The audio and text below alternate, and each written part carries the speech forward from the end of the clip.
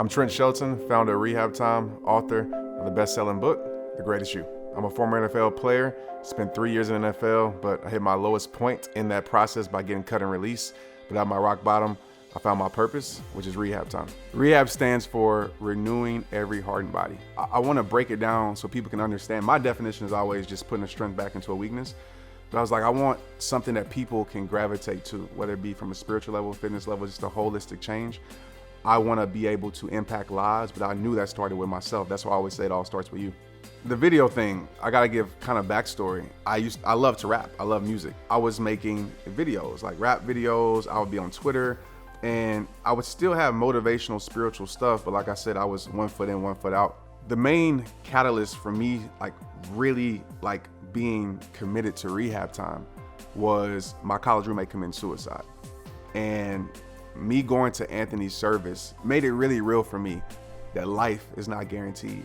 And with him committing suicide, it literally broke my heart because he lost something. So even when people watch my videos, they say, Trent, you talk a lot about removal, or you talk a lot about losses. And that's the reason, because I made a promise to Anthony that if anybody in the world ever feels like my life is over because I lost this, I felt like that because I lost football. Or some people feel like that because they lost a relationship, and they lose their relationship with God because they lose their relationship with a human being.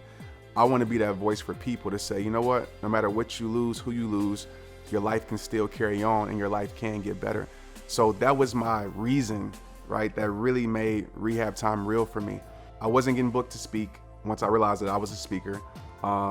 Many people weren't watching my videos at that time. So I say, I'm just gonna share my journey. I'm gonna be transparent about my life. So the beginning videos, it was a lot of me talking to myself. It was my accountability, because my thing was, if I'm gonna put it out here, I have to live it. And I picked up my iPhone. I didn't have expensive cameras. I didn't have production or lighting, and I made 2-minute videos. As I was making these videos, they were impacting lives. I always said impact over numbers. But it took me walking into my biggest fear, which was speaking on the stage, that really gave birth to the videos.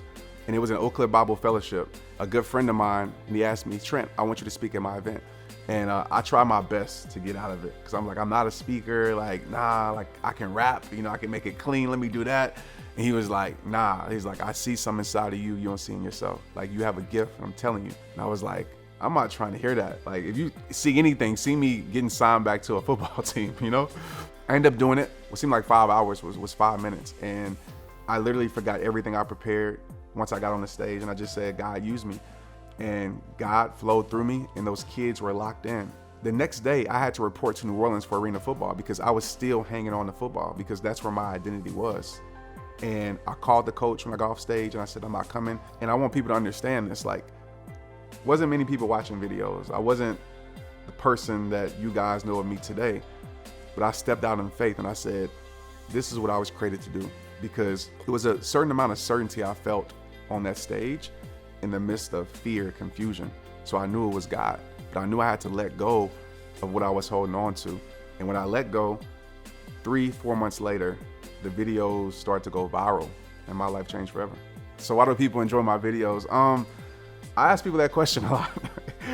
And I think the thing that I get is, Trent, you're transparent, you're real, you're not afraid to talk about things that people go through. And a lot of people say, I feel like you know my life. And it's not that I know your life, I know my own struggles. And I'm not afraid to talk about my own struggles. It's my transparency in my own life, and say, look, I dealt with depression. I still deal with it at times. I go through things, and I think that's why people relate to it so much. But to see people not commit suicide, to see people break away from toxic things, to see people rekindle a relationship because of a video every single day. There's somebody that's like, I watched your video and it helped change my life. And I always tell people this, I didn't change your life. I'm just the vessel. God used me. God changed your life. You made the decision to actually take the information and apply it to your life. I try not to understand it, if that makes sense. I just try to, live in the calling that God has for me.